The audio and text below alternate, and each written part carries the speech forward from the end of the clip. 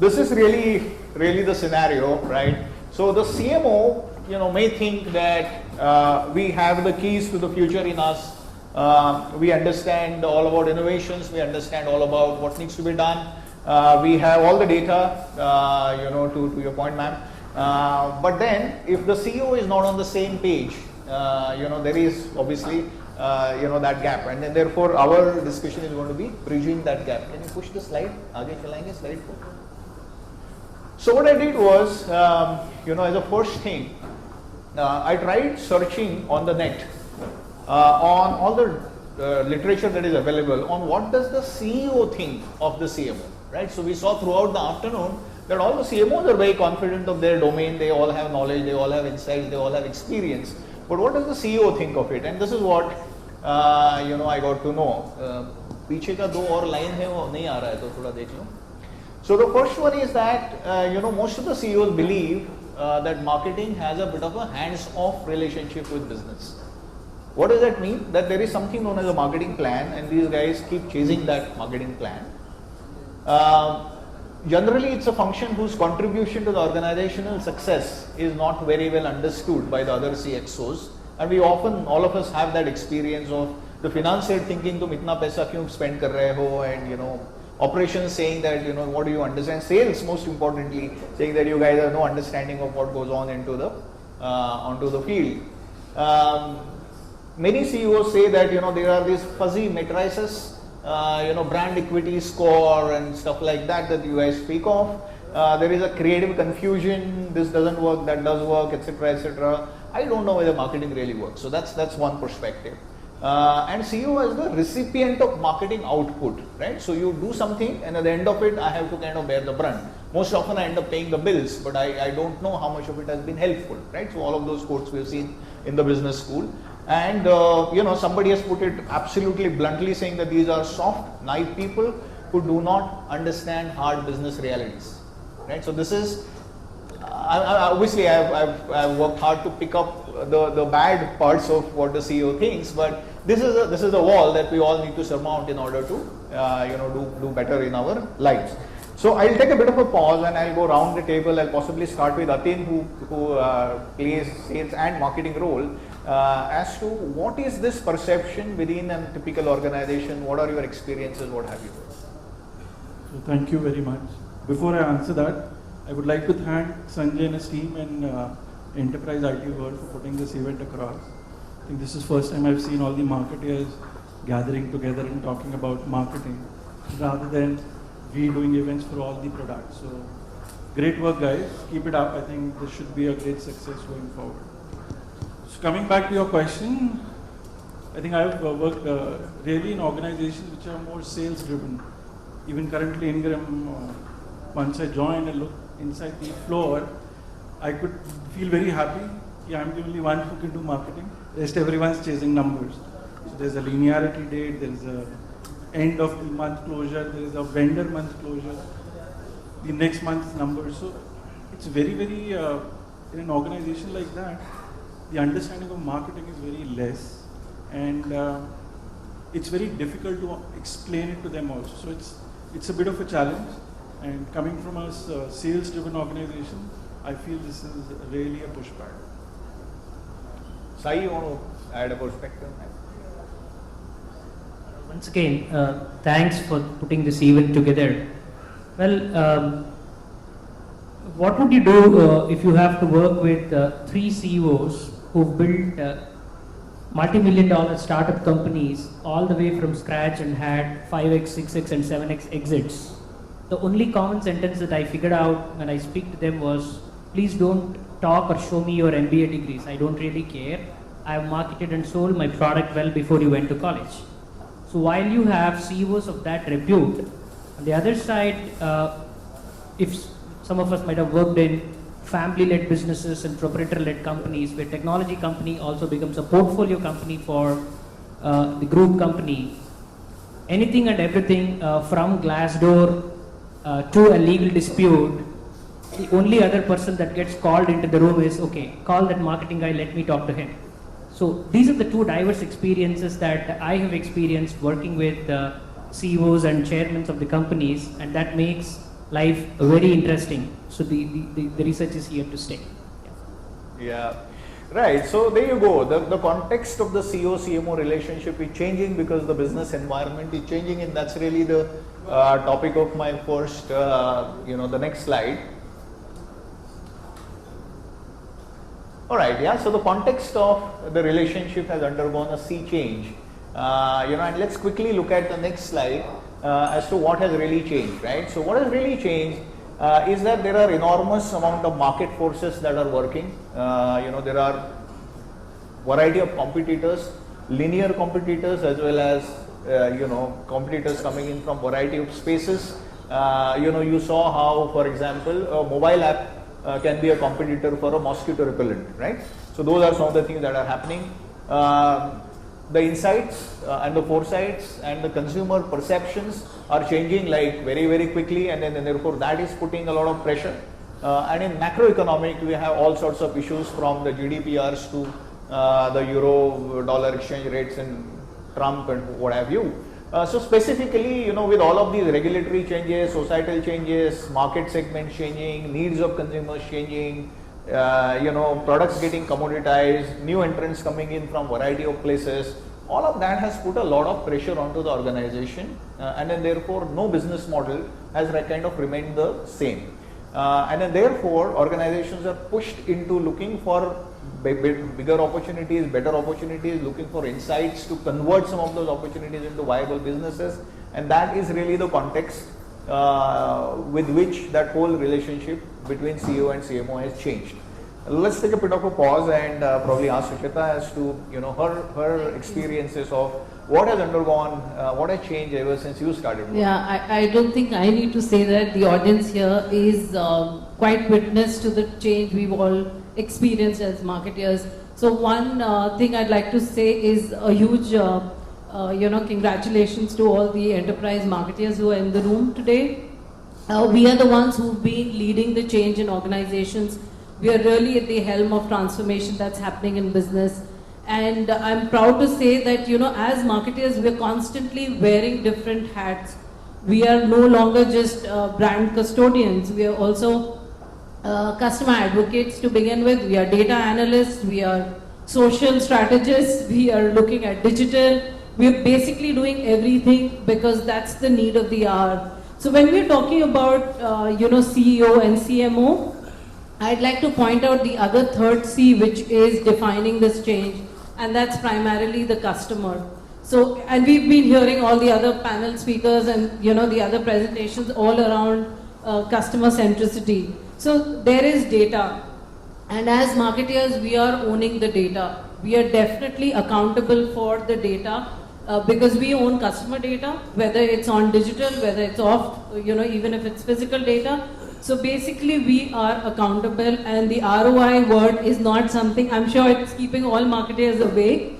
So organizations that drive data analytics, and we're talking about Salesforce for instance, we've got dashboards to measure everyone's performance. So no one can really hide away from saying that we are here only to do a creative job. There's a lot more we are doing, and that's the huge transition that's coming about.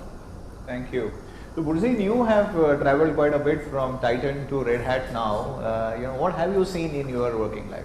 Okay, so having a lot of friends here, having a lot of people who we've kind of spent decades with, I think the memory that a CEO or a top management had maybe about 5 years, 7 years, when some of us were marketing executives, P2P, IT space, were 3. When is the customer offsite? When are my goodies coming? And the third was, are we having a partner or a channel summit?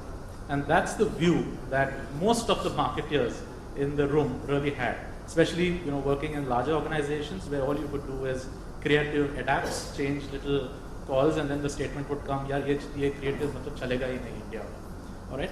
I think the paradigm shift that is being seen now is the fact that today the marketing organization, whether it is the person who looks after the analytics or looks after the brand or looks after PR, has a lot more ability to connect directly with the customer or the partner or the constituent in the ecosystem, or has a lot more knowledge than a traditional sales organization can.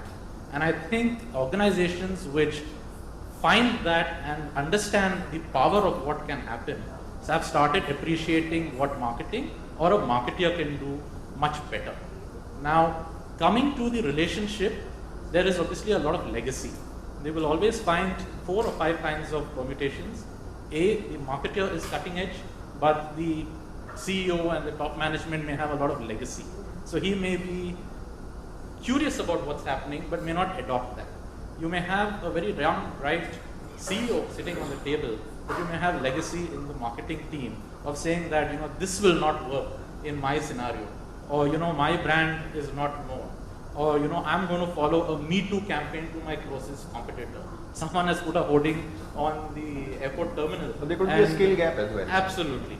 So I think the organizations that are really having the competitive edge today are those that are marching hand in hand and taking a step and each believing each other, whether it's the CEO or the CMO, and saying that this is the charter and this is the road we have to take.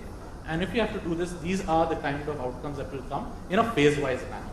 And I think that is slow, but happening in certain organizations. Right, yeah. Just want to Go ahead. add something on that. So there's one sweeping change that's coming in. While we talk about really large organizations and mid-size, I come from a lot of technology startup world. So one sea change that happens is the marketers today are supposed to be extremely hands-on. You are not a collateral making engine, right? You're the first touch point. Product marketing guys, I hold product marketing, are expected to do the 10 slider pitch if you're going to a VC, which also includes a product demo. So that is a sea change because it brings in a culmination of hands-on technology skill set, and we produce something we claim even a business analyst can develop a bot on our platform. In that case, you start writing code to do that. So that's a sea change as far as technology industry is concerned, which the CEOs expect you to do. Absolutely. So sea change there. Yeah, so that brings us to the next point, right? That if the situation has changed, if the expectations have changed, if the demands have changed, then it requires a reset in the structure. So you possibly are looking at a change in structure of seeing this relationship together, right? So let's look at the next slide, which I have tried to summarize some research reports that I saw on the net. So this transformation is really a 180-degree transformation, right? So from a current state where marketing head or a marketing department is responsible for a marketing plan, which looks at things like brand scores, campaigns, media spends and stuff like that, the expectation today, and as all the panelists have put in, that the marketer and some of the speakers before us also articulated that extremely well, saying that the marketer needs to be driving the business growth, right? So instead of a marketing plan, the organizations, especially startups to your point, are looking at business growth plan. Whatever that you are doing, how much is my business being driven and how it is being driven, right? What does that require? That requires something completely different. It requires understanding of consumer touch points, as we saw. It requires experience design across the spectrum. It requires working with variety of departments, as Sujita pointed out. It requires a product service metrics that for this particular product, this is the kind of service that I'm going to be requiring. It requires sales, products, ops plan working together. And marketing comes in as a support function at all of these, right? So at every segment, what is the product that you are putting in, what is the channel that you are going to be using it, what is the support plan, and then therefore the marketing plan, and therefore an ROI expectation. So if this is really expected, then possibly it requires restructuring of the thinking, right? So all that we learned in our MBA schools on how does marketing management work kind of became extinct, I guess, 10 years ago, right? So this is the first second point onto the 4-point agenda that I have. So I'll take a bit of a pause and go back to Atin and ask him to add his perspective onto the structural changes that we need to make as marketers. Absolutely, I think there is a huge change. What we were looking at earlier, the tools which we have, the customer journey, I think everything is in front of us. The data which we're looking, how we treat our data. So if a CEO doesn't understand this language, it will not be a great journey for him or her. So, and he needs to work hand in glove with the CMO, or he needs to understand the marketing plan, align it with his verticals, his business, his vision of the business, and the numbers at the end of it. I think numbers is a byproduct of what we'll do. But if marketing fits in with the CMO's vision and he's ready to take on all these data points to drive his business, I think growth is the only thing we need to look at.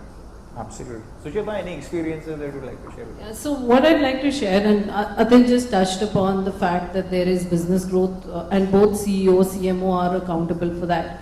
What's really important is for a CEO to actually take upon the CMO through this journey and the realization of vision. A lot of the CEOs somehow, include the CMO at the start, and then, at the end of the year, you're being reviewed.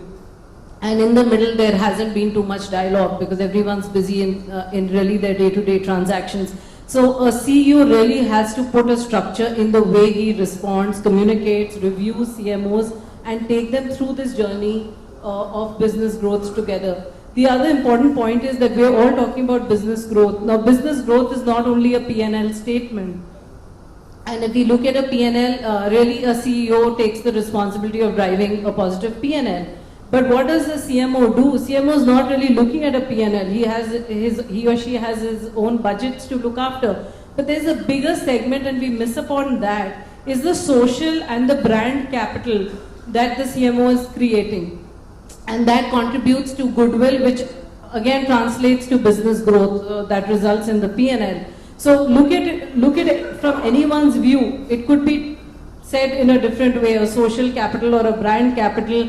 We don't know whether it's resulting to P&L, but at the end of the year, it is resulting into P&L because you have a repeat purchase or repeat buy from an existing customer.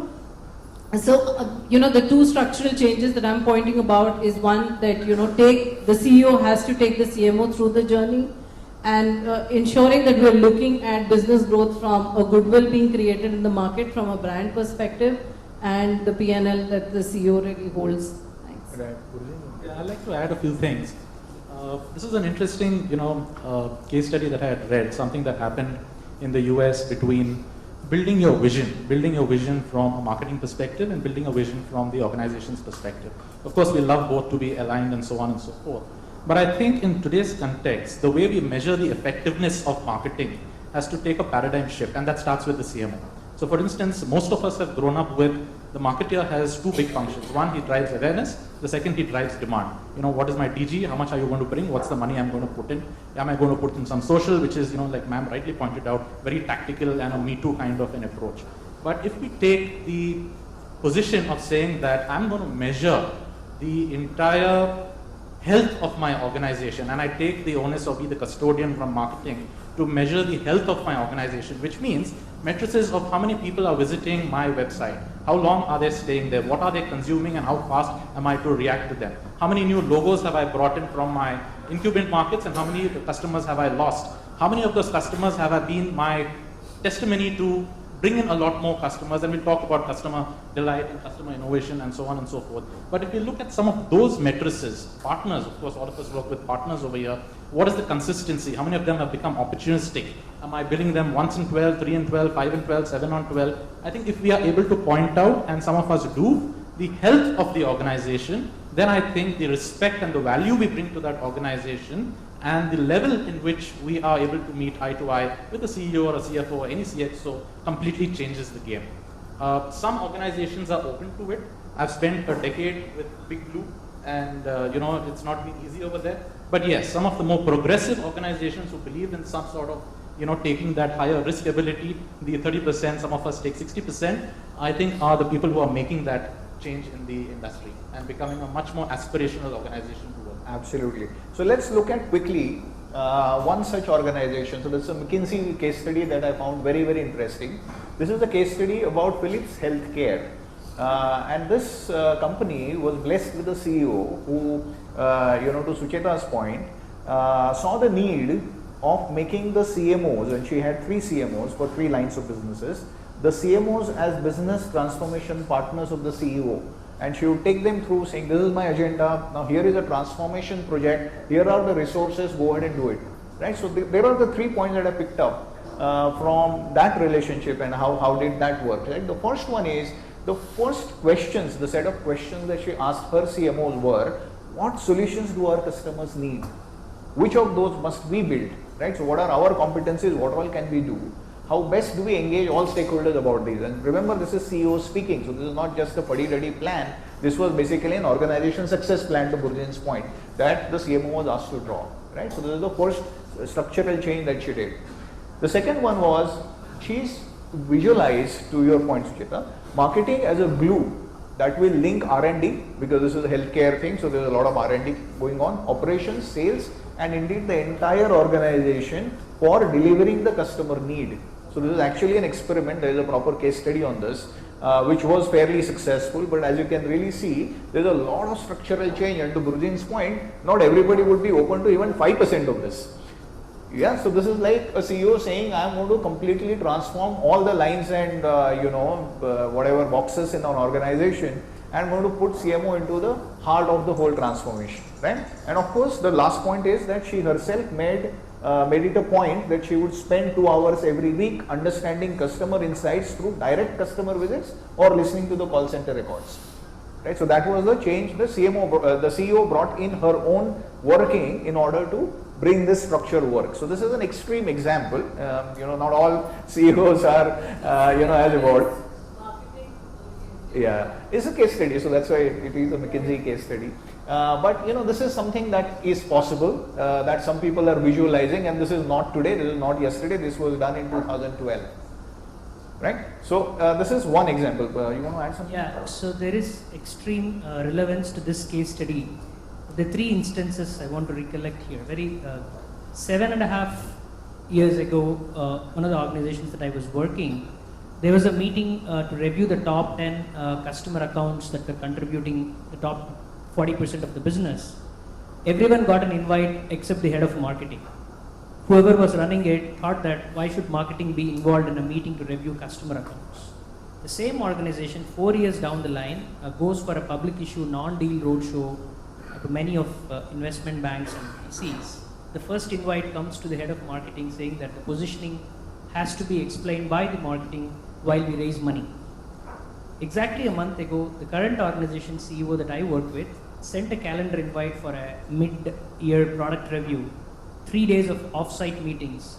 The only constant person on all the meetings was CMO, while all the other function heads came in and went. That's a change that is coming in. You are actually commanding a seat right next to your CEO, as long as the CEO recognizes it. Absolutely. So now this begs a question as to how do you take your organization to this level, and that is really the essence of the CEO-CMO relationship.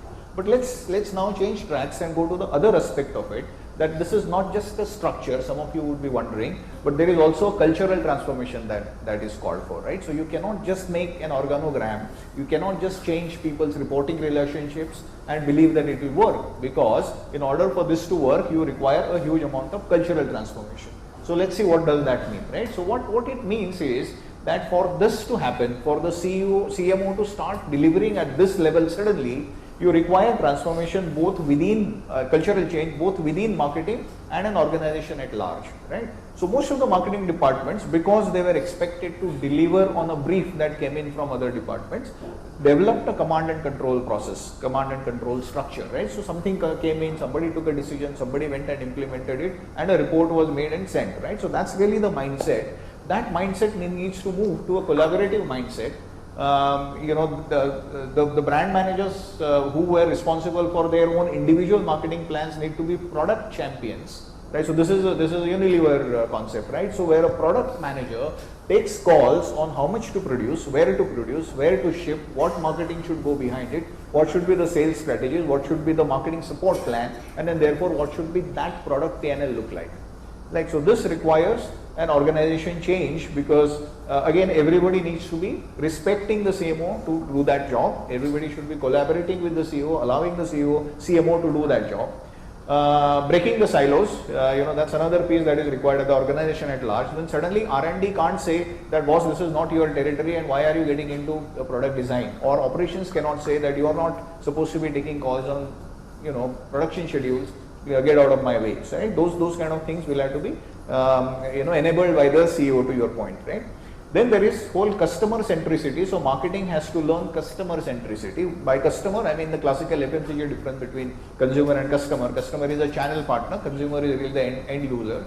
So marketing needs to have customer centricity as well. Most of the salespeople come and tell you that you guys are too obsessed with the consumer. So you make the brand strong, you make all the matrices go here and there, but then you don't take care of my channel partner. Now that's the partner who's going to give me business, right? So therefore marketing has to develop customer centricity and good understanding of that, and organization has to understand consumer centricity, because most organizations conveniently forget that marketing is the only outward looking function. All other functions look inside, how much to produce, at what price to sell, how much of profit, etc. The only function that looks at the consumer, what does the consumer want, what are his needs and wants, what is he saying, is marketing, right? So organization needs to learn consumer centricity from marketing, and marketing needs to learn customer centricity from sales. So all of these things at a cultural level need to change for us all to go to the Philips Healthcare, kind of level. So I'll take a bit of a pause and check if like you said, I think all changes are happening because of external forces. The internal transformation or whatever you talk about in terms of the transition that's happening from traditional structures to the new age structures are all happening because of external forces. And let's accept, in a digital and a social world, customers being owned by everyone. It's no longer a CMO responsibility or only the customer. The customer relations team is going to respond to things, because sometimes CEOs are so quick to respond to customer complaints, especially on platforms that are quick for customer engagement. So everyone owns the customer, and it is the external forces that are driving internal change. None of the organizations today are making internal structural changes because they think they are waking up today to make those changes. Something outside is driving, and that alone is the customer being the sun in the solar system, so to speak of. It's something which is not covered here, because we're talking about culture. A very seminal cultural, structural change was made in an organization that I worked, where the chief marketing officer and the chief human resource officer was the same person. Because the CEO of a technology product company believed that the brand had a certain amount of ethos to attract a set of talent, primarily from the IITs and all of that. So he believed that the product marketing guy and the talent acquisition should be the same, because we needed a caliber talent to come in, which was a very different structure to operate, because there it was very convenient on what you wanted to communicate and manage, and that also reflects the culture. So that was a very different structure to say. Yeah, I'll just kind of give an example at what we do at Red Hat. An average individual who applies to the organization goes to about 5-7 rounds. The toughest round is the cultural round.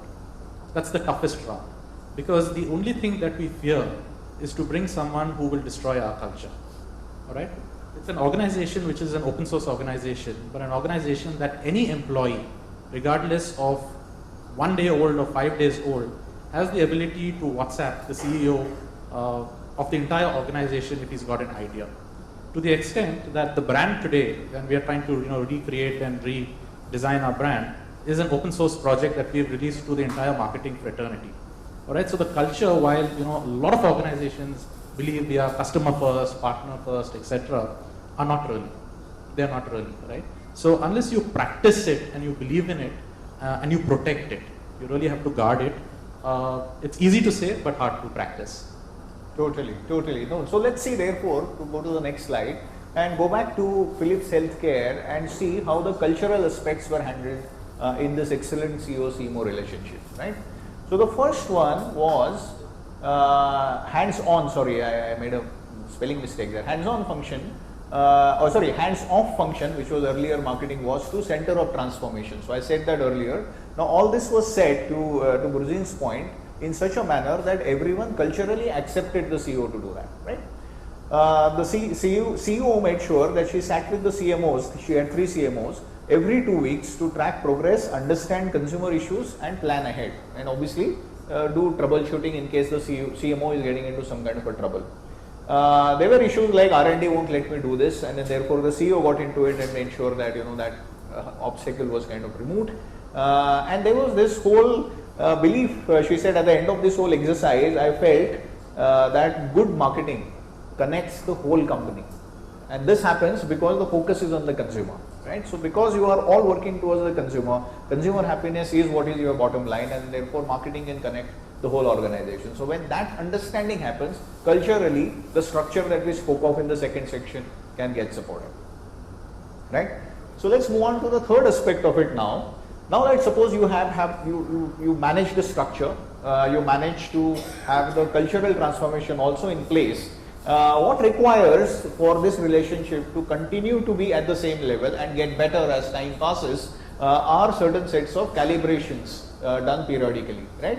So let's look at what periodical calibrations are required in order to make this process work very well. So this is a bit of a tech diagram, so input, output, and then therefore you're measuring that whole process as to whether it is working or not, right? So in order to keep it running well, the CMO has to do a transformation of himself from Chief Marketing Officer to Chief Growth Officer, because that is the thing that the CEO is looking for. The CEO is looking for growth at the top line level, at the bottom line level, market share level, customer matrices level, and then therefore that transformation is going to be absolutely critical. We made that point, so I'm going to spend too much of time on that. The other piece that I think we need to always measure in order for this relationship to work effectively is customer satisfaction score at all touch points. Whatever you can measure, that kind of gives the CEO a mirror, because remember he is worried about fuzzy matrices of marketing, right? So this one is a very hard metric, which tells you what is the customer satisfaction at each point, right? So at the prospecting level what it is, at the lead level what it was, at the delivery level what it was, until somebody made a point, post purchase level what was the customer satisfaction. So if those are the matrices that are tracked on a regular basis, the organization as well as the CEO-CMO relationship can remain in good state.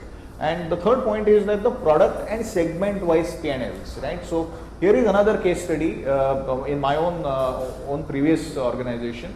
The moment you got into a product level and segment level P&Ls with the help of finance, right, the CEO was absolutely overjoyed, because he was able to see that these are my important segments, these are the profit and loss statements for that particular segment, and these are the inputs that are being given, and this is the ROI per segment, right? If you are able to do that, and today variety of software exists which is able to do that, that kind of makes the CEO pretty happy. The trust develops, and to Sujata's point, then you get to see the to Sai's point, you get to see the CMO as a critical part of all of those meetings for the business development. And finally the innovation part, right? So not to forget that nothing ever remains the same in today's world.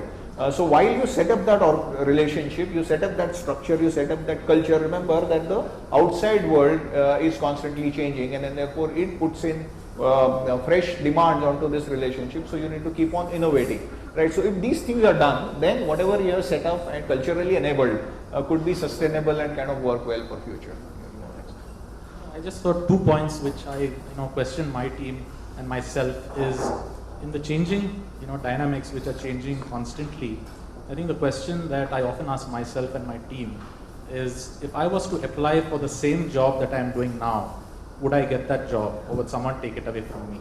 So if I'm not skilled enough and updated enough to reapply for the current job that I am right now, then it reflects on to the first form of how great have I transformation myself and my team in that aspect. I think that's pretty important.